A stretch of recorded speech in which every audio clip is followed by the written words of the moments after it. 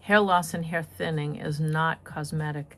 And today, rather than speak to you as a clinician, I'm going to speak to you as a woman who went through some very, very painful situations as a young teenager, and share with you how my journey has, evolved and brought me to this place today.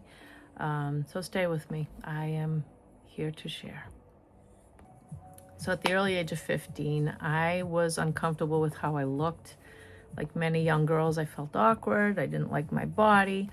And at every pass, I would, go into stores and pharmacies and whatnot. And, we're always looking for makeup and all that fun stuff. And I noticed all the magazines. And I started to collect them and read them. And I found all these different diets that claimed to transform your appearance. So, of course, I jumped on that bandwagon because I knew I didn't eat the greatest. I grew up in a culture where we love bread and cheese and all kinds of goodies. So I thought it would be like a great thing to do. So I started to scale out fat and sugar and carbs, and anything that I was reading was bad for you. And I began to lose weight. My appearance started to change dramatically. And at the beginning, it was all positive. It was I felt good. I looked good. I had a lot of energy. I was working out, which running, I've had asthma most of my life. And, back then they didn't diagnose this as asthma. They would just say, oh, you have allergies. And, so my health was improving. To my knowledge, I was doing something very good. Until one day I got in the shower and I started scrubbing my head. And back then we used a lot of hairspray, and probably one of the worst. So I was scrubbing, and I pulled my hands out, and all of a sudden I looked and they were full of hair. And my hair at the time was probably down just past my bra strap. So when you're shedding heavily, that's a lot of hair. And because it was long, my hands were covered. So I yelled for my mom, who came downstairs. She got on the phone. She started making me appointments with the doctors. And I remembered going into, I went to one doctor who said, oh, this must be hormonal. We're going to send you to another doctor. Off I went. Now they start me on prescriptions for hormones. They didn't help. And I was fainting from them. And my stomach kept hurting. And now my diet was getting even more restricted, because now I was thinking it was the food. I was thinking that, I must be sick. I must have some disease. Something was wrong. And I kept crying. Now I was reaching a point where I didn't even want to go to school because so much of my hair fell out. So off we go to see some dermatologists. They gave me steroids. They started to give me, God, I can't even remember all of them, but there were things that they were putting me on, like prednisone. And oh my God, and you put someone who's losing weight rapidly on prednisone, awful. They started to give me steroidal topicals to put on my scalp because, this must be a fungal infection. And on it went. By that winter, I had lost over 60% of my hair. I no longer wanted to go to school. My bedroom was in a finished basement, and it was the perfect place for me to hide, and it became my cave. I'd now turned my mirror away from my bed so I couldn't even see what I looked like, because now I was thinner. My hair was falling out so rapidly. I stopped wanting to brush my hair because the brush would just be full. I didn't want to even scrub my hair in the shower if I let the water even touch my head at all, which you can imagine what that looks like. And I just began isolating myself, and that was probably the scariest and saddest time of my life. Of course, my family was so upset by it because I didn't look healthy.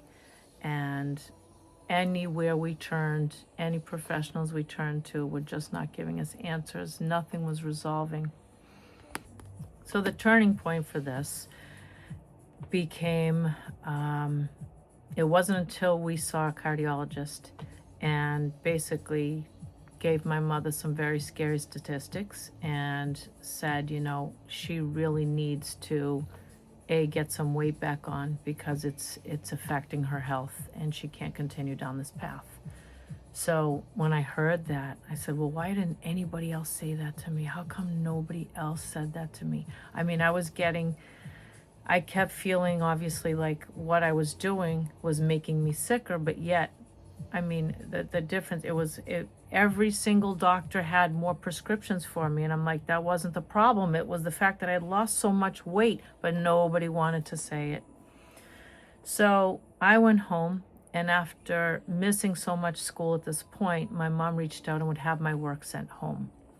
With that, one of my teachers, who knew that something was seriously wrong, sent me a series of articles, and he photocopied a bunch of different parts of, I want to say, I mean, it was anatomy and physiology, but he also sent me articles on the effects of vitamin D, how depression can affect teenagers, like random bits and pieces. Like, he knew what was happening. I wasn't in a good place, and I think he knew that I wanted to get to the bottom of it, but because of my age and the lack of resources at the time, I didn't know.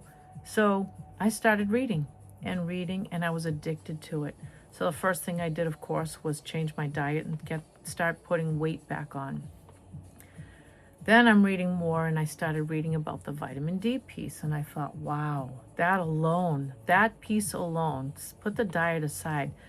When you don't get enough vitamin D, the role it plays in your body and your immune system, on your mental health, it was huge.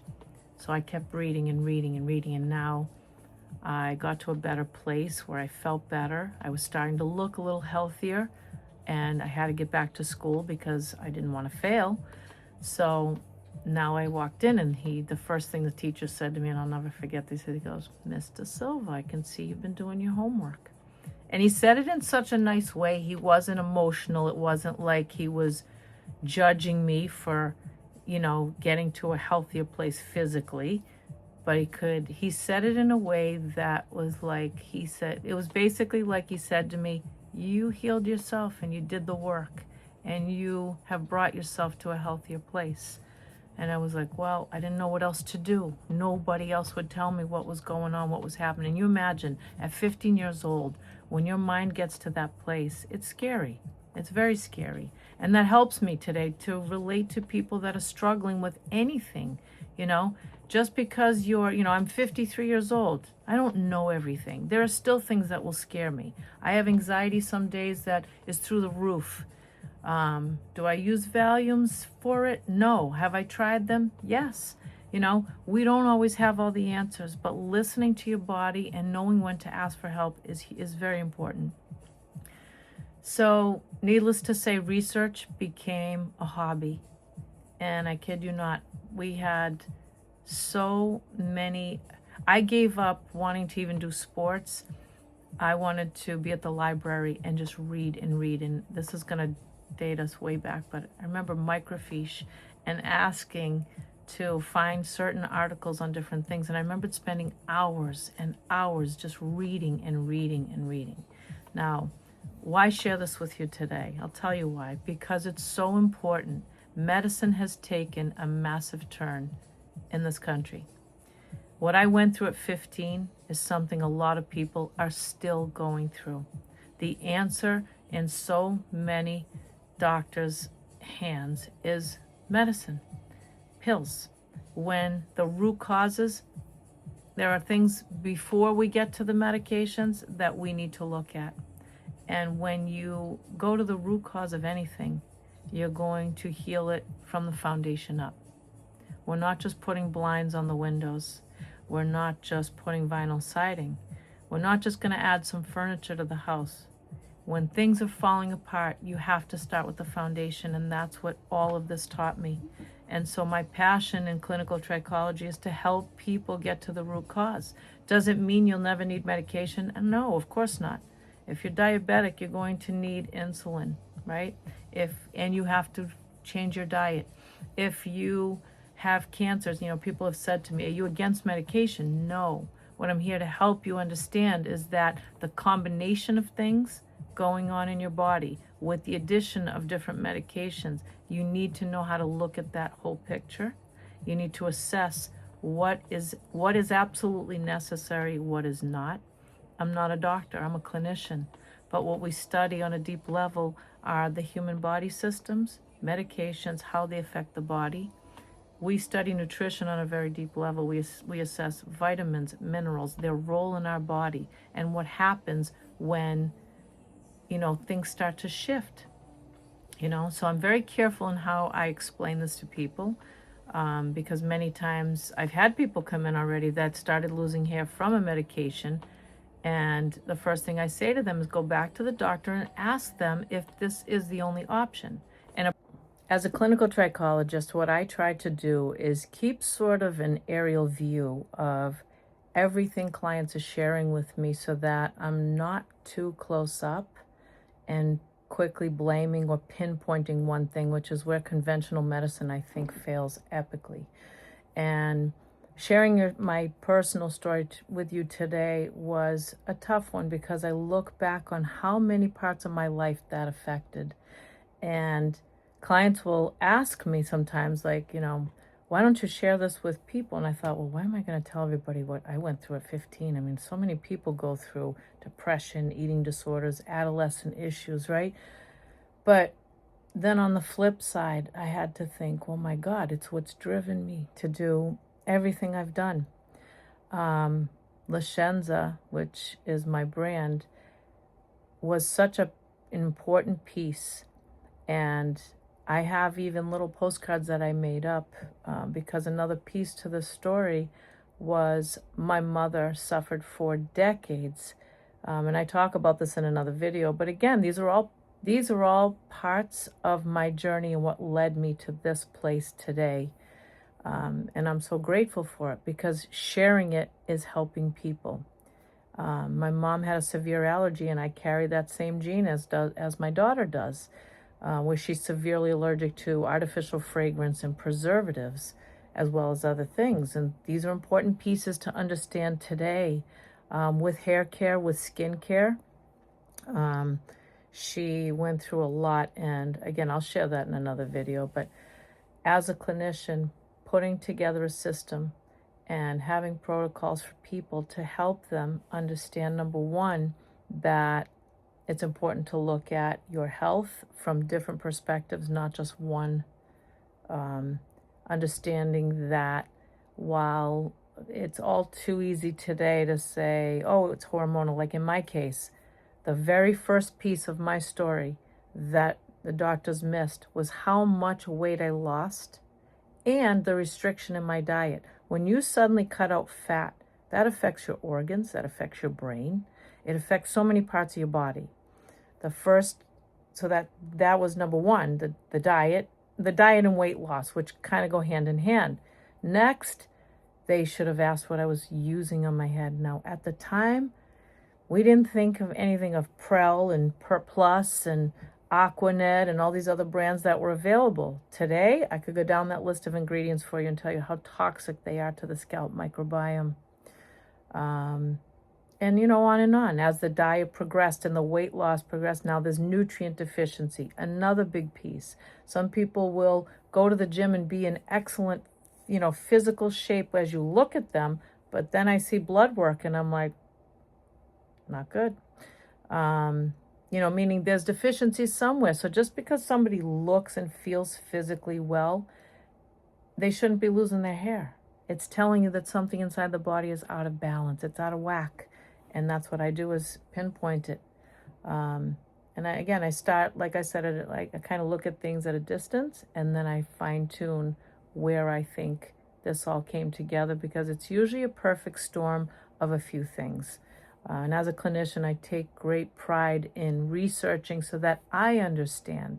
So I don't match myself up to doctors, no. But what I do is continue education, and I work with doctors. I mean, I've talked to doctors who say to me, you know more about nutrition than I do, because I have so many different recipes and things to help people who, let's say someone is vegan and they want to know how to get enough protein in their diet. We know that plant proteins aren't complete proteins, so it's important to get varieties, so things like that. It's important for me to help give people resources that they can then look into, because I know how important that is for oneself. You want to know that I want my clients to know that what they heard from me isn't the end all be all. There's things they can be researching and looking into, because it's their life, it's their lifestyle, it's their routine. And at the end of the day, it's a client's decision to choose if they want to change how they eat, if they want to stop a medication that they don't really think they need. All of these things become, important pieces of the consultation that I give for people. Sharing this with you today took a lot of guts. And the reason I do it is because I want people to know and understand that hair thinning, hair loss, it's your body basically telling you it's a massive red flag that something in the body is changing and out of balance. And that's what I'm here to do, is to help people understand that it's coming from a much deeper place. It is 100% biological and very important to have it assessed properly. So I hope this message helped you today. And if you've enjoyed watching this and you want more on trichology, hair thinning, hair loss, and all the different parts of your health that are affecting your hair and your scalp, subscribe, and I promise to share with you some of the latest in clinical research that will blow your mind. As always, we trust the science, and from there, we come up with a treatment plan.